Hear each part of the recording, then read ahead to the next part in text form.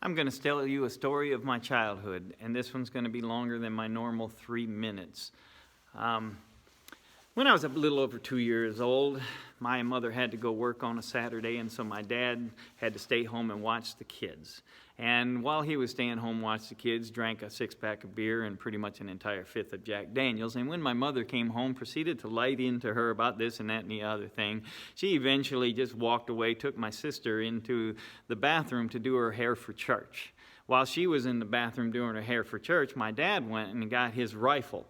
And proceeded to knock on the door, and when my mother opened the door, he slammed the rifle butt into her hands and said, "If you're not going to let me be with the person I love, then you should just shoot me." And when he did that, the butt of the gun hit the edge of the doorway, and it went off and shot him through the heart. And so there my mother stood, finding out that now all of a sudden she's the single mother of 5 kids with her husband laying on the ground, gasping for air, got blood bubbling out of his chest, and she had just learned that he was having an affair. All of that happened at the same time. Now, when people talk to me about white privilege,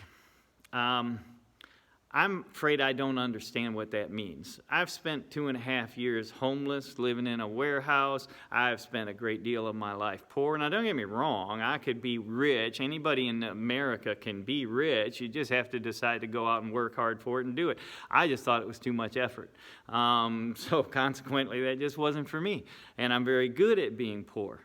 But we in America seem to all have a view of each other as if there's something different.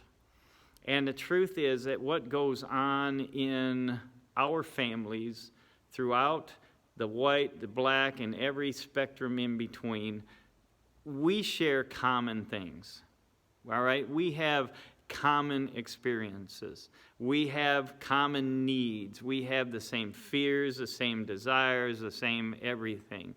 And it is absurd for us to continue to divide from each other based on the fact that there's a small group of people wanting to tell you that you don't have what somebody else has. Coveting what somebody else has is a bad idea. Trying to steal what somebody else has is a bad idea. Having a government that wants to steal what other people have and give it to those who don't have is a bad idea. We have the opportunity as a nation to grow together, and I honestly believe 95% of our population are not racists. But if you're racist, you're just not right.